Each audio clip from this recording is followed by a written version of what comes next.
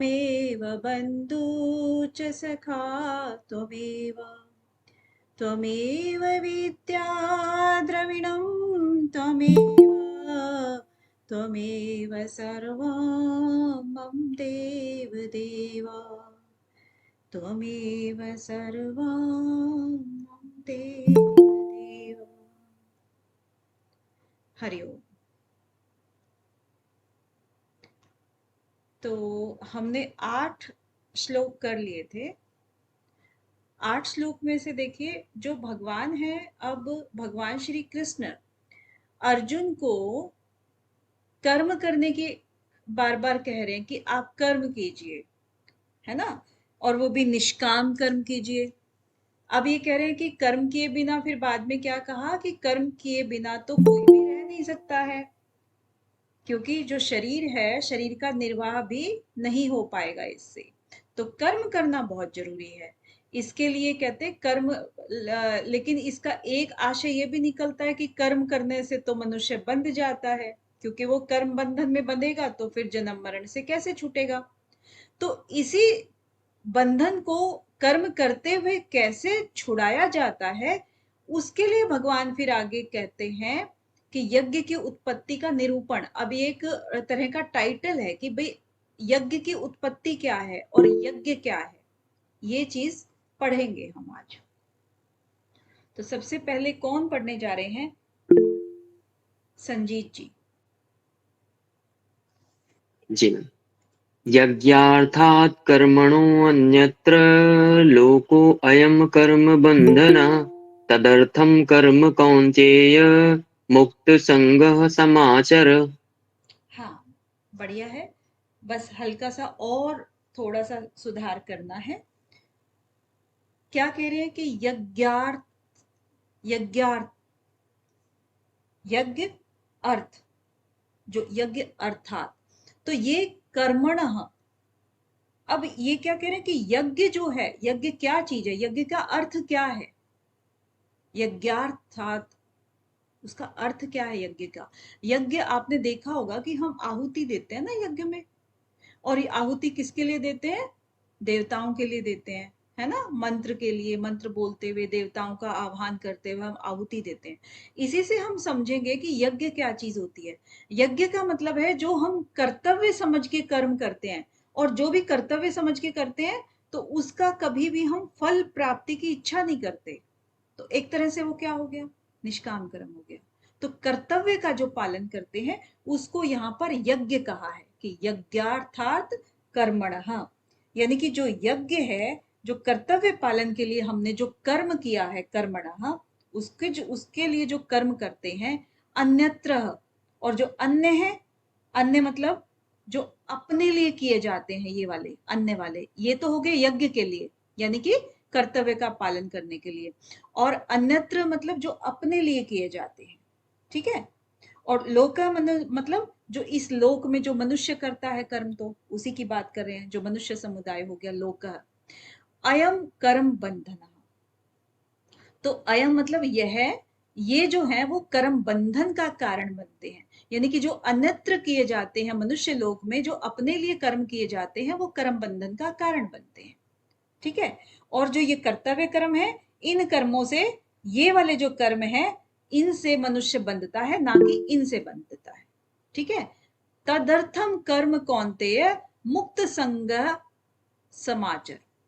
अब इसीलिए क्या कहते हैं कि हे कौन्तेय, हे कुंती नंदन, तू मुक्त संग, मतलब संग से मुक्त होकर के, आसक्ति से रहित होकर के तू, तदर्थम, कि उस यज्ञ के लिए, तदर्थम मतलब जो पहले बताया गया है उस वो, उसके लिए ही तू कर्तव्य कर्म कर, ठीक है। ये तदर्थम कर्म, ये वाले कर्म कर, और समाचार मतलब कर, ये वाला कर, मतलब भगवान उसको कहते हैं। संतोष जी, कुछ कहना चाह रही थी आप?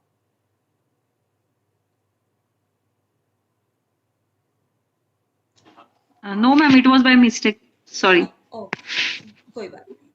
तो यहाँ पर इसका भावार्थ क्या हुआ कुल, कि यज्ञ की प्रक्रिया ही कर्म है। इस यज्ञ की प्रक्रिया के अतिरिक्त जो भी किया जाता है उससे जन्म मृत्यु रूपी बंधन उत्पन्न होता है। अतः हे कुंती पुत्र, उस यज्ञ की पूर्ति के लिए संग दोष से मुक्त होकर भली भांति कर्म का आचरण कर। तो अब यहाँ पर देखो मेन चीजें यही कही जाती हैं कि सबसे पहले जो है ना कर्तव्य कर्म जो है, देखिए हम चर्चा कर लेते हैं ना किसी भी विषय पे तो लंबे समय तक याद रहती है, ये इसीलिए हम चर्चा कर लेते हैं, नहीं तो इन शब्दों के मीनिंग यहाँ पर ऑलरेडी लिखे हुए हैं, तो उसका कोई आप कहें कि टाइम खराब हो रहा है तो फिर वो चीज कई बार होता है ना कि अरे ये तो लिखा ही हुआ है सामने। चर्चा इसलिए करते हैं कि लंबे समय तक याद रहे। तो ये जो है कर्तव्य, कर्तव्य यहाँ पर किसको कहा है? यज्ञ को बोला है, ये आपको बता ही दिया है ना। और यज्ञ के अंतर्गत हम क्या क्या लेते हैं? दान भी करते हैं यज्ञ के बाद, तप भी होता है, होम भी होता है, तीर्थ सेवन भी होता है क्योंकि उसको जब हम करते हैं, वेद अध्ययन भी होता है क्योंकि मंत्र उच्चारण वगैरह सब कुछ होता है।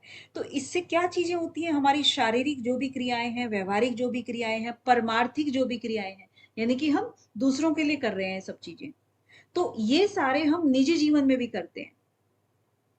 ठीक है, निजी जीवन में भी करते हैं ना, क्योंकि ये तो यज्ञ का, अगर आहुति की बात करेंगे तो ये सारी चीजें आपको प्रैक्टिकल कभी ना कभी सबने देखी हैं, लेकिन अगर हम निजी जीवन में करें कि सभी चीजों को हम शास्त्र में जैसे जैसे हमारे को कर्म करने के लिए कहे गए हैं कि दान हमें किस तरीके से देना है, किस तरीके से देना है दान?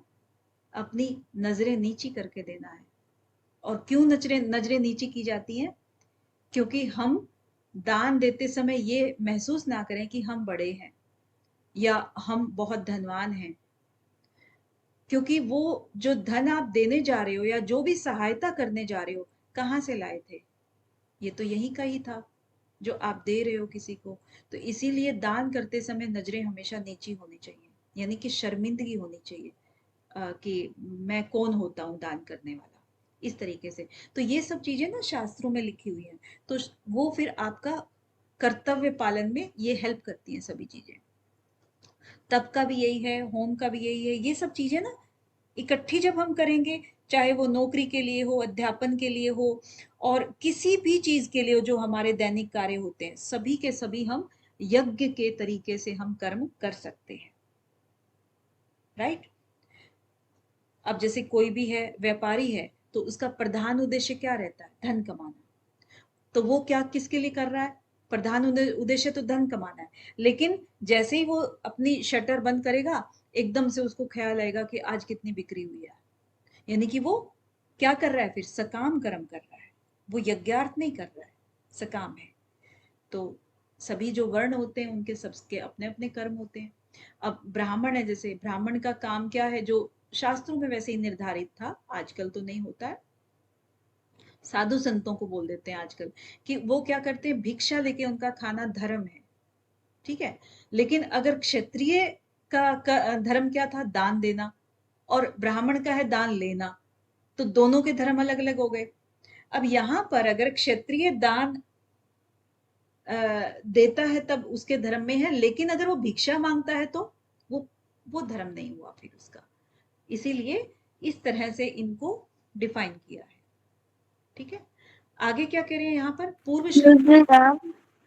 जी ये आसक्ति रहित होकर काम कर्म मतलब वही होता है ना, जैसे निष्काम कर्म ही कोई बोला गया ना, हाँ हाँ, आसक्ति रहित कर्म। बिल्कुल जूही जी, निष्काम कर्म कोई अलग अलग शब्दों में कह रहे हैं, भाव वही है सबका, क्योंकि संग रहित मुक्त संग है ना, संग से मुक्त होना है, तो वही निष्काम है। आपको कर्म के अंदर लिप्त नहीं होना है, अटैच नहीं होना है।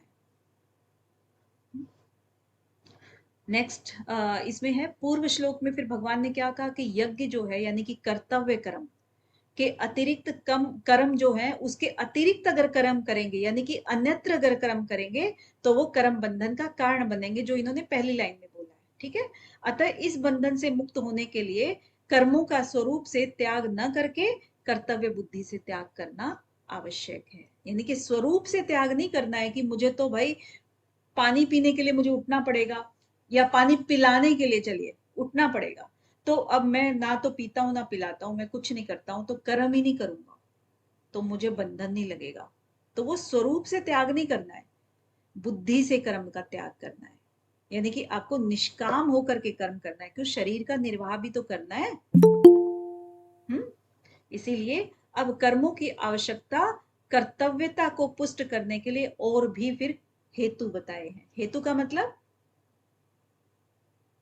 याद हो गया होगा अब तो। दुख कौन बोला दुख? कारण। कारण है मैम। अभी भी आप कंफ्यूज हो रहे हो? हाँ, त्याजने योग्य दुख। अच्छा, हाँ जी हाँ जी हाँ जी, कारण। हाँ, कारण। तो त्यागने योग्य क्या था अंजू जी?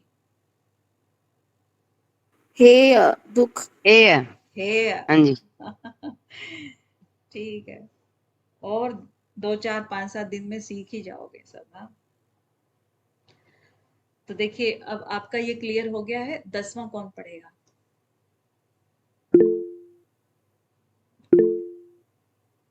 अंजू जी। सह यज्ञाः प्रजाः सृष्टिवा पुरा उवाच प्रजापतिः अन्नेन प्रसविष्यध्वम् एषः वः अस्तु इष्कामधुक्। बढ़िया, बहुत ही अच्छी कोशिश कर रहे हो अंजू जी आप, बहुत ही अच्छी। तो सह यज्ञ प्रजा प्रजा प्रजा, तो क्या कह रहे हैं कि जो सहयज्ञ, यज्ञ के साथ में, अब देखिए ज्ञ, जैसे कि कल के लेक्चर में बताया गया था कि इसको लोग अलग अलग तरीके से प्रोनाउंस करते हैं। इसको ज भी बोलते हैं संयज्ञ, और इसको ज्ञ भी बोलते हैं। तो हमारी जो हैबिट पड़ी हुई है वो ज्ञ की पड़ी हुई है, क्योंकि हम लोगों को ज्ञ ही पढ़ाया गया है, तो जल्दी से जुबान पे नहीं चढ़ता। तो सहयज्ञ, सहयज्ञ, तो यानी कि जो यज्ञ, क्या बताया था आपको? यज्ञ का मतलब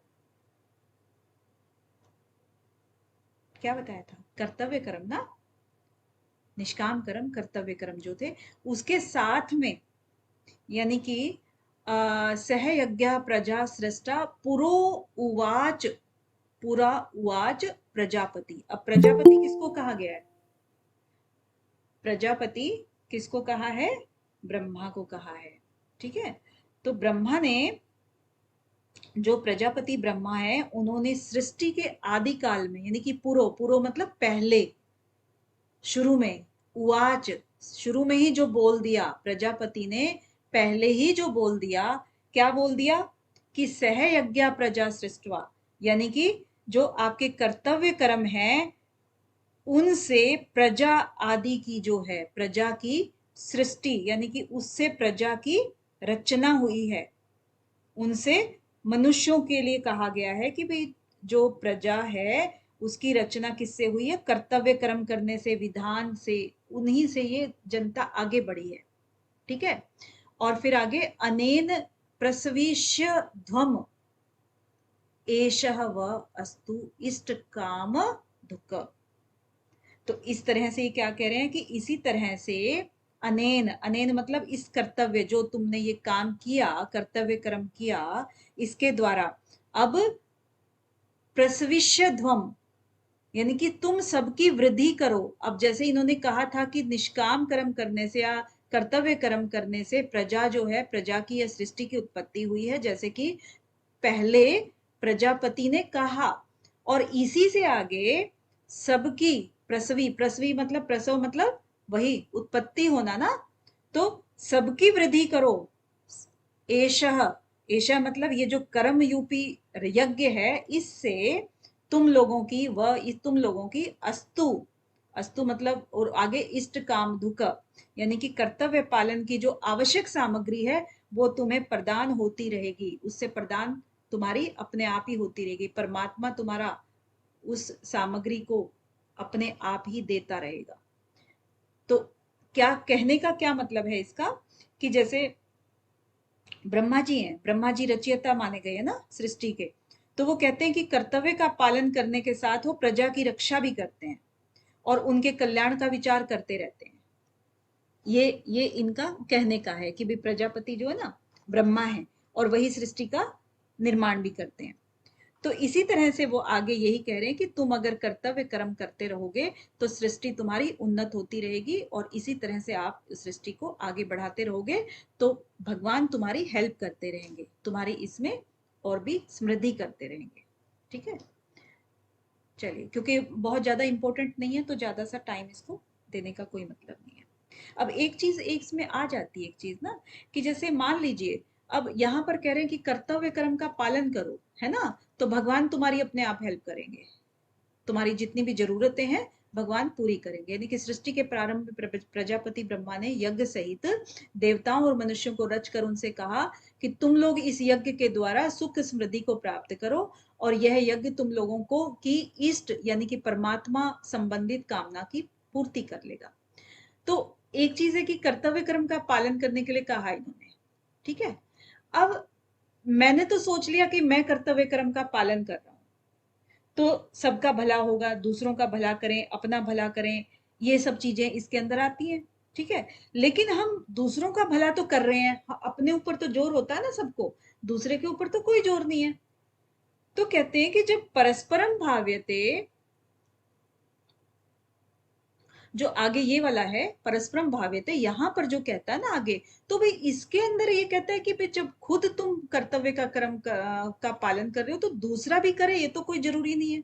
फिर ये क्यों कह रहे हैं कि परस्परम जो है ना सबका भला हो जाएगा, तो वो चीज आगे बता रहे हैं, ठीक है। ये कौन पढ़ेगा?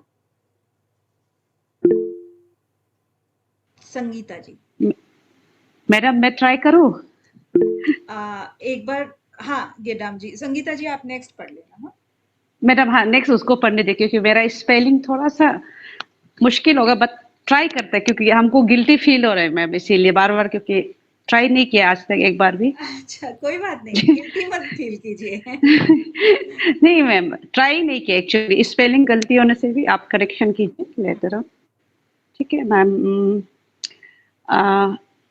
देवा वाव्यतने ते देवा वावयन्तु वः परस्परा वावयन्ते श्रेया परम वाप्स्यते परम वाप्स्यते मैडम। अभी आप इनका संगीता जी का सुनिएगा। हाँ जी मैम, यस डेफिनेटली। देवान् भावयन्तानेन ते देवा भावयन्तु वः परस्परं भावयन्तः श्रेयः परमवाप्स्यत्। बहुत ही बढ़िया, वेरी नाइस।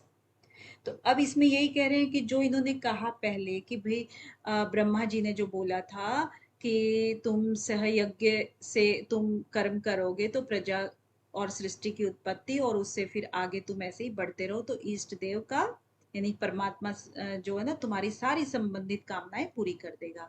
और आगे क्या करे कि देवान भावयता अनेन, यानी कि जो देवान है, देवान मतलब देवताओं को, भाव्यत, भाव्यत मतलब आप देवताओं को उन्नत करो, क्योंकि यज्ञ अगर करोगे, किसी देवता को समर्पित करोगे तो जाहिर सी बात है कि देवता खुश होते हैं ना। तो इस कर्तव्य कर्म के द्वारा तुम ये करोगे।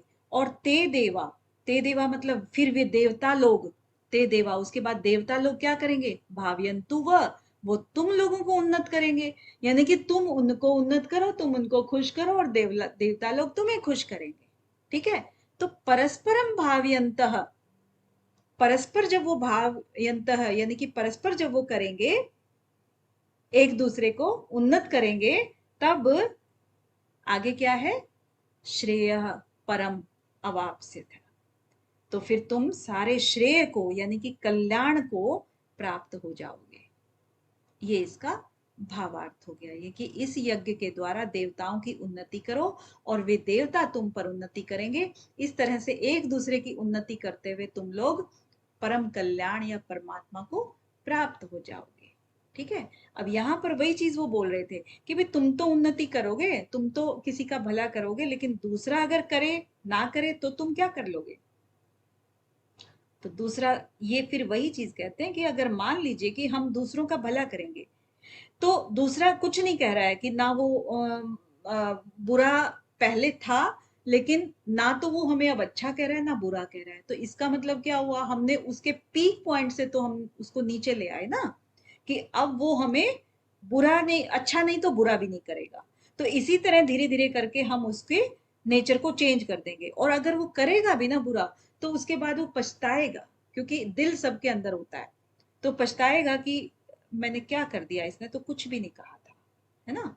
तो जब भला करेगा कोई भी, तो उसके बदले में कहते हैं कि भला ही होता है। ये बहुत रेयर केस होते हैं जो कि ऐसा बार बार किसी को कोई हर्ट करे और वो माने ना। ठीक है। तो ये इसका परस्परम भाव्यंत है। इसका यही मतलब हुआ कि आप किसी देवता की बार बार पूजा करोगे तो वो आपकी थोड़ा दुख देगा, वो तो आपकी हेल्प ही करेगा ना। तो ये चीज मनुष्यों में भी लागू होती है। चलिए आगे, सुमन जी। मैम 12 पढ़ना है। 12th, हाँ।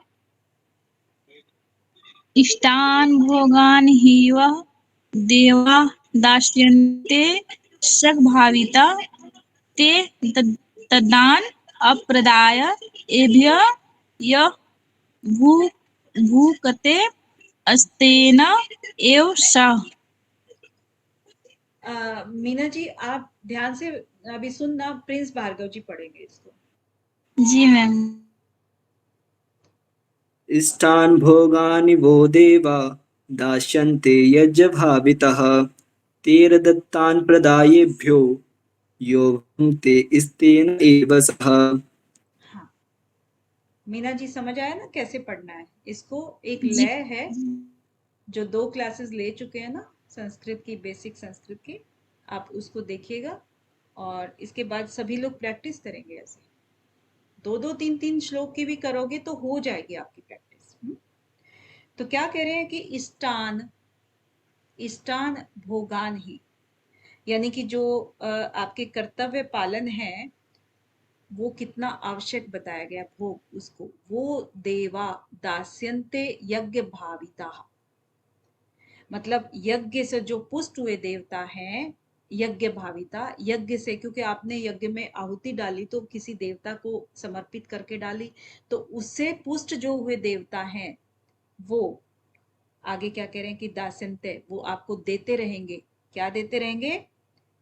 देवता भी तुम लोगों को बिना मांगे ही क्या देते रहेंगे? बिना मांगे ही जो तुम्हारी जरूरत की चीजें हैं, सामग्री हैं, वो सब चीजें देते रहेंगे। ठीक है। तई, तई मतलब फिर उन देवताओं की, दत्तान मतलब दी हुई सामग्री को, अगर तुम लोग क्या करोगे?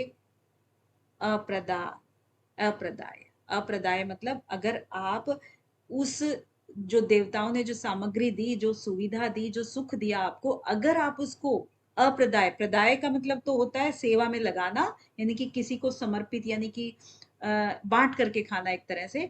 और अगर आप अ लग गया है तो इसका मतलब आपने उसको खुद ही रख लिया, बांटा नहीं।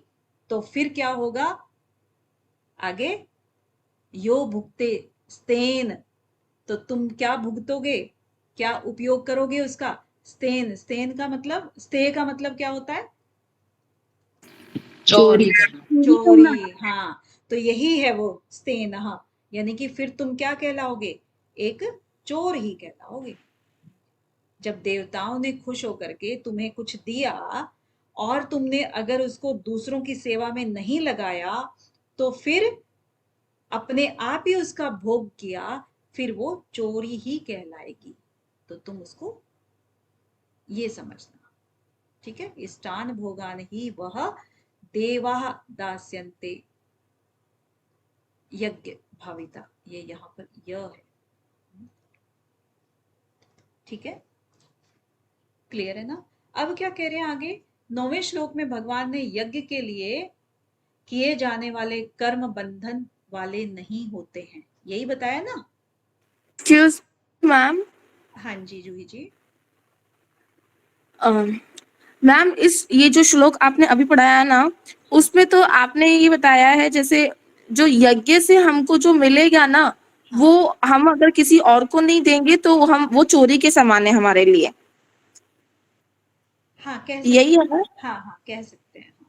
लेकिन जो मेरे पास भगवत गीता है ना, उसमें ये लिखा हुआ है कि यज्ञ करने के बाद जो तुम मांगोगे वो तुम्हारी इच्छा पूर्ण निश्चित देते रहेंगे।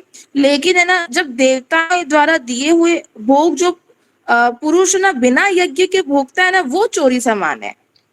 तो बिना यज्ञ, यज्ञ का मतलब क्या बताया है इन्होंने?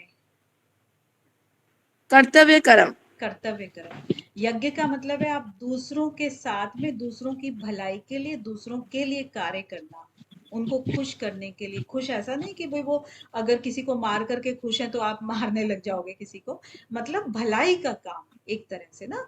तो जो भी प्रसाद मिलता है उसको बांट करके खाना है, कहने का मतलब ये है। आप भाव समझिए इसका, क्योंकि हर बुक में ना अपने अपने तरीके के भाव लिखे होते हैं, क्योंकि वही बात है आपकी कि भगवत गीता क्या है, श्लोकों का एक संग्रह है जिसको कि अलग अलग भाष्यकार ने अलग अलग तरीके से भाष्य किया है। राइट जूही जी? हाँ मैम, समझ गई। मतलब जो यज्ञ से जो पुष्ट हुए हैं, पूजित हुए हैं, तो उसके संदर्भ में ये चीज कहा है कि जैसे मनुष्य है, मनुष्य के ऊपर और नीचे सभी लोकों में रहने वाले प्राणियों को जब पुष्ट करते हैं, तो सबका हित करने के लिए ही मनुष्य को मध्य लोक में बसाया है, कि उसको जो है ना पाताल लोक वालों को भी पुष्ट करना है, उसको आसमान वालों को भी पुष्ट करना है जो वहां रहते हैं। तो इसीलिए मनुष्य जो है ना कल्याण का अधिकारी बन जाता है, तो सभी लोग उससे खुश रहते हैं अगर वो सबका ध्यान रखता है तो। ये कहना चाह रहे हैं। चलिए आगे 13th शिवी जी और दिनेश जी।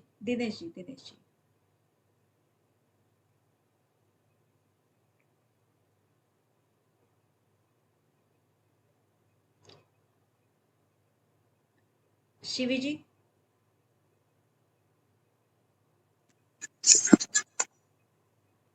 यज्ञशिष्टाशिना सन्तो मुच्यते सर्वकिल्बिषा भुञ्जते ते त्वगं पापा ये पचन्ति आत्मकारणात्। हाँ बढ़िया है, लेकिन एक बार पहली लाइन दोबारा से पढ़ दीजिए शिवी जी। यज्ञशिष्टाशिना सन्तो मुच्यते सर्वकिल्बिषे। मुच्यते है या मुच्यन्ते है? ओके, मुच्यन्ते। ठीक है, बस यहीं तक है। तो ये क्या है कि यज्ञ शिष्टाशिना मतलब जो यज्ञ शेष है, जो उसका अनुभव जो करते हैं यज्ञ शिष्ट, ठीक है, उसका जो यज्ञ का जो अनुभव जिसने किया, संत, वो क्या है, श्रेष्ठ मनुष्य कहलाते हैं, संत कहलाते हैं।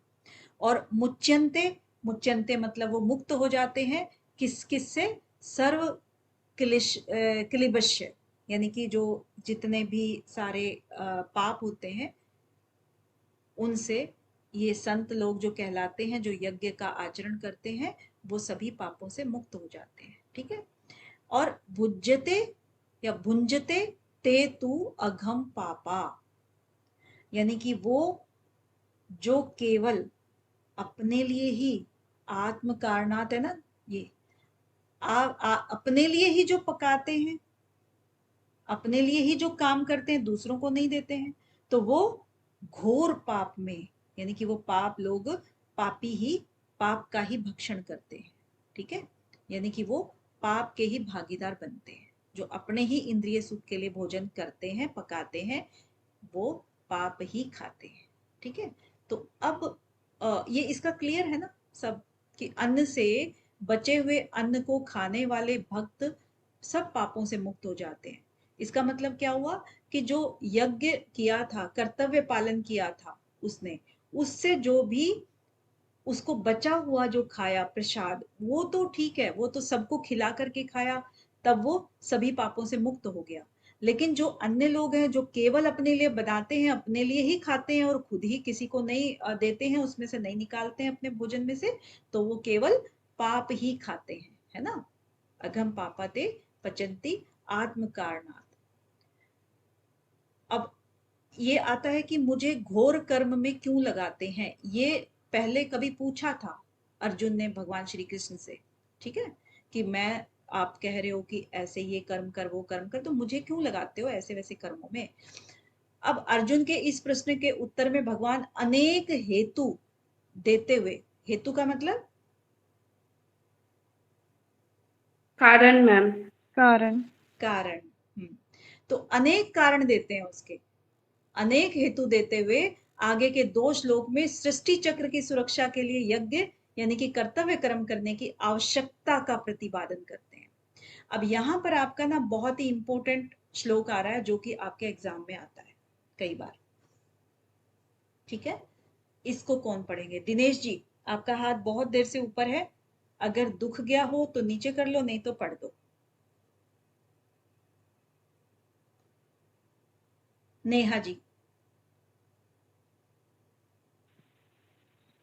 अन्नाद् भवन्ति भूतानि पर्जन्यादन्न सम्भवः यज्ञाद् भवति पर्जन्यो यज्ञः कर्म समुद्भवः। बहुत बढ़िया, बहुत ही अच्छे नेहा जी। तो क्या कह रहे हैं कि अन्नाद भवंती, अन्नाद भवंती मतलब, और उसके बाद भूतानी प्रज्ञान यानी कि अन्न से क्या पैदा होता है? भूत। और भूत से मतलब, भूत का मतलब क्या होता है? घोस्ट क्या?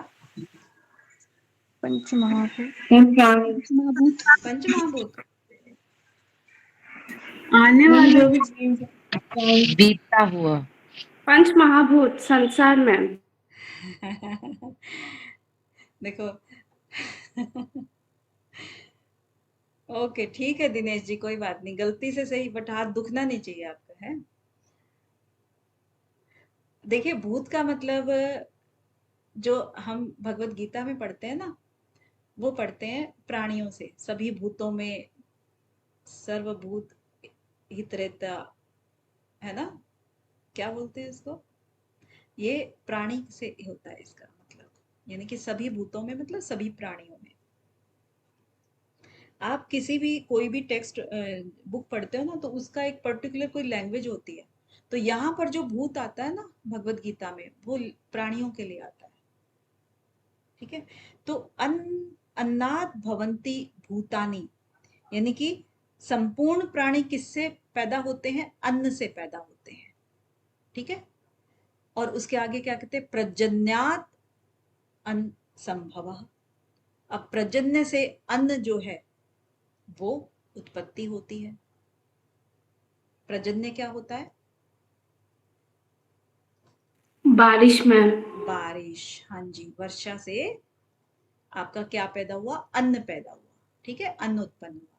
अब अन्न से भूत पैदा हुए यानी कि प्राणी, और प्राणियों अन्न किससे पैदा हुआ? वर्षा से पैदा हुआ, ठीक है। इसके आगे क्या कह रहे हैं? यज्ञात, यज्ञात आगे भवती प्रजन्यो, और यज्ञ से प्रजन्य पैदा होता है, यानी कि यज्ञ जब हम करते हैं ना, वर्षा होती है कि यज्ञ करो भाई, सूखा पड़ा हुआ है, ऐसा सुना होगा ना आपने। तो यज्ञ करने से क्या होता है? वर्षा होती है, ठीक है। इसके आगे यज्ञ कर्मसु उद्भवः, यानी कि, और यज्ञ किससे होता है? यज्ञ कर्मों से। कर्मों से होता है, तो यज्ञ से कर्म हो गया, ठीक है यहाँ पर। और नेक्स्ट कौन पढ़ेगा? नेक्स्ट बस हो गया सबका? हाँ जी मानसी जी। मानसी जी। जी मैम। जी मैम। कर्म ब्रह्मोद्भवं विद्धि ब्रह्मक्षर समुद्भवं तस्मात् सर्वगतं ब्रह्म नित्यं यज्ञे प्रतिष्ठितम्। बढ़िया। तो आगे क्या कह रहे हैं? यहाँ पर हमने कहाँ खत्म किया था कि यज्ञ जो होता है कर्मों से होता है, ठीक है। और कर्म आगे फिर इसी को कंटिन्यू करते हैं, कर्म कर्मों को किससे जानो तुम? ब्रह्मोद्भव विधि, यानी कि वेद से उत्पन्न, जो ब्रह्मा ने जो उत्पन्न किया है, ब्रह्म ने उत्पन्न किया है, यानी कि वेदों से उत्पन्न जान तू। विधि, विधि मतलब जान, उससे तू जान। किससे? ब्रह्मोद्भव। ब्रह्मोद्भव मतलब जिसने, ब्रह्मा ने, या वेद कहते हैं ना, वेद वाणी, जो ब्रह्मा की वाणी है उसको वेद उत्पन्न, उनसे जो उत्पन्न हुई है। और उसके बाद वेद, वेद क्या है कि ब्रह्माक्षर समुद्भव, यानी कि वेदों को फिर क्या जानेंगे हम? वेदों को अक्षर ब्रह्म से, वेदों को अक्षर ब्रह्म से हुआ जान। ठीक है। और इसके बाद आगे क्या कह रहे हैं कि तस्मात् सर्वगतम ब्रह्म, और उससे, तस्मात् मतलब इसीलिए, सर्वव्यापी, सर्वगतम मतलब सर्वव्यापी जो हो गया है ब्रह्म, जो सर्वव्यापी ब्रह्म है वो, और नित्यम यज्ञ प्रतिष्ठितम, तो ये जो यज्ञ है यानी कि जो कर्तव्य क्रम है वो नित्य सभी चीजों में स्थित है। अब इन्होंने एक सीक्वेंस बनवा दिया है, देख लो कैसे कैसे बनवा दिया। देखो अब यहाँ सबसे पहले हमने यहाँ से स्टार्ट किया था, और इसने कहा था कि अन्न उद्भवन्ति भवन्ति भूतानि, ठीक है, अन्नात् भवन्ति भूतानि। अब सबसे नीचे फिर कौन हो गया हमारा?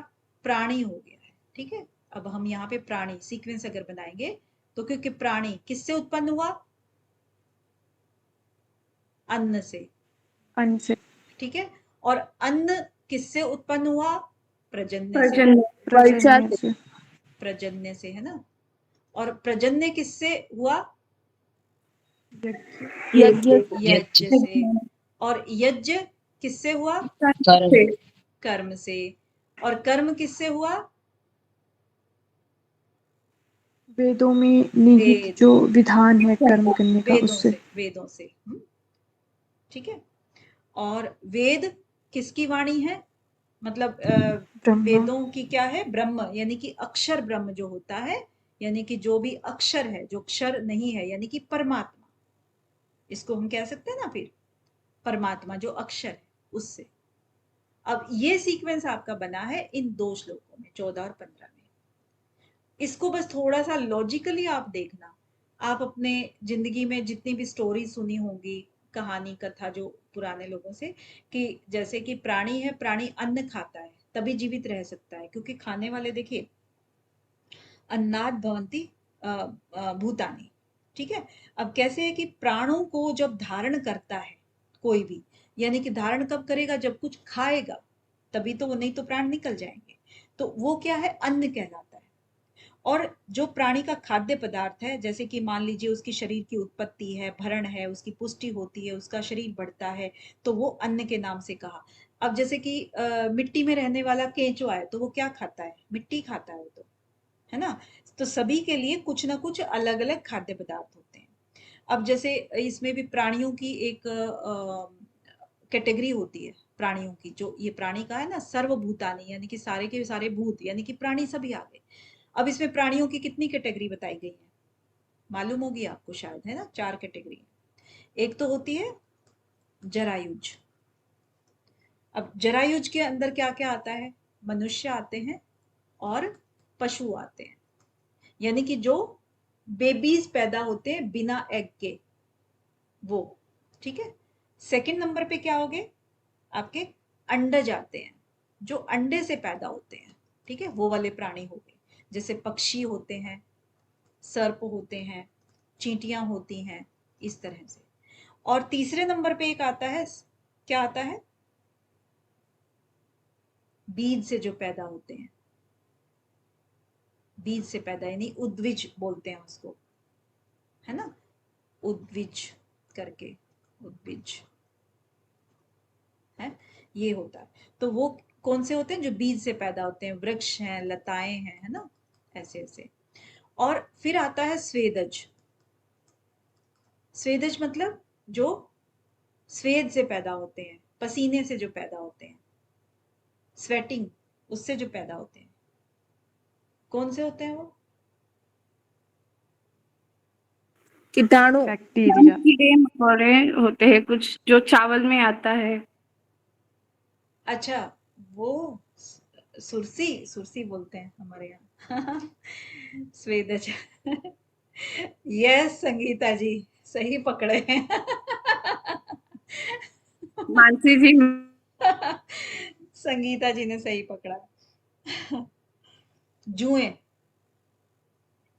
जो सिर में पड़ती हैं, अब किसी के थोड़ी कोई गिरा के जाता है जुएं, पसीने में अगर आप उसकी साफ सफाई ना करो बालों की तो जुएं पड़ जाती हैं, तो स्वेदज हो गया।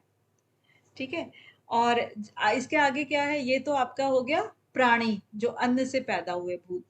उसके बाद प्रजन्य। प्रजन्य क्या है कि जो सारे खाद्य पदार्थ हैं उनकी उत्पत्ति किससे होती है, जल से होती है। यानी कि घास फूस हो गया, अनाज हो गया, ये सारे के सारे मिट्टी में जितने भी पैदा होने वाली जितनी भी सब चीजें हैं खाने पीने की, घास और बरसें और जो जानवरों की होती हैं, जो मनुष्यों की होती हैं, जो मिट्टी के अंदर भी जो केंचुए वगैरह होते हैं, तो सब के सब क्या है, जल से ही पैदा होते हैं। सूखी में थोड़ी होते हैं, रेगिस्तान में कितना आप ले लोगे, कीटाणु वगैरह कौन होता है रेगिस्तान में, तो जल से ही इनका होता है सबका। फिर आ गया है यज्ञ। अब यज्ञ जो है ना, हम देखते हैं कि भाई अगर कहीं पे सूखा पड़ रहा है तो हम आहुति डालते हैं यज्ञ के लिए, वर्षा के लिए।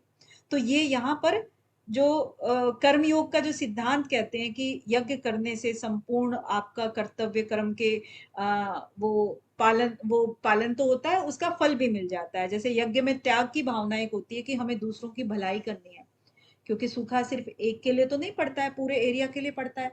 तो उसमें आहुति वगैरह जब हम देते हैं ना, तो देवताओं को प्रसन्न करते हैं, और देवताओं को प्रसन्न करने से फिर वो प्रसन्न हो जाते हैं जी, इंद्र देवता, फिर घनघोर बारिश कर देते हैं, है ना।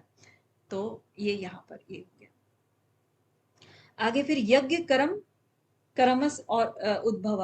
अब इसमें क्या है कि निष्काम भाव से जब पूर्ण कर्म किए जाते हैं तो फिर वो लौकिक और शास्त्रीय, चाहे हम लौकिक कर्म करें चाहे वो शास्त्रोक्त कर्म करें, वो सब के सब विहित कर्मों में आ जाते हैं। ठीक है, क्योंकि वो शास्त्रोक्त कर्म हो गए और कर्तव्य कर्म का पालन हमने किया, इसीलिए वो शास्त्रों के अकॉर्डिंग हो गए। तो हमारे अपने लिए नहीं है, वो दूसरों के लिए है।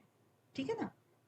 इसीलिए जैसे अब आयुर्वेद का जो भी वो होगा, डॉक्टर होगा, तो वो अपने हित के लिए थोड़ी करेगा, वो दूसरों के हित के लिए ही वो करेगा। तो इसको सभी चीजों को यज्ञ कहा गया है। आगे इसके बाद कर्म ब्रह्मोद्भव विधि। हाँ जी अंजू जी, कुछ कहना चाह रहे हो? चलिए। मैं श्लोक पढ़ने के लिए बोल रही अच्छा थी। अच्छा अच्छा। तो कर्म फिर क्या कहते हैं कि जो वेद वाले हैं, कर्तव्य कर्म है, उनको करने की विधि बताते हैं फिर, कि जैसे मनुष्य को कर्तव्य कर्म करने की विधि का जो ज्ञान है वो वेदों के कारण ही होता है, क्योंकि वेदों में ही ये सब चीजें लिखी हुई है। ऋग्वेद, यजुर्वेद, सामवेद, अथर्ववेद, इन सब में स्मृति, पुराण, इतिहास, ये सारे के सारे इनमें सभी चीजों को बताया गया है। ठीक है। फिर इनका भी सबका जो है, वेदों का भी फिर अक्षर हो गया, क्योंकि ब्रह्म जो है ना यहाँ पर वेद का वाचक है। वैसे जो वेदों का वाचक है, इसीलिए यहाँ पर ब्रह्म बोला गया है कि सच्चिदानंद परमात्मा से ही ये प्रकट हुए हैं, है ना। तो इसीलिए यहाँ पर इसका परमात्मा का नाम आया है। तो इसके आगे फिर क्या कहते हैं कि सृष्टि चक्र के अनुसार चलने से और अपने कर्तव्य का पालन करने की जिम्मेदारी मनुष्यों पर ही है। अतः जो मनुष्य अपने कर्तव्य का पालन नहीं करता, उसकी ताड़ना भगवान आगे के श्लोक में करते हैं। अंजू जी।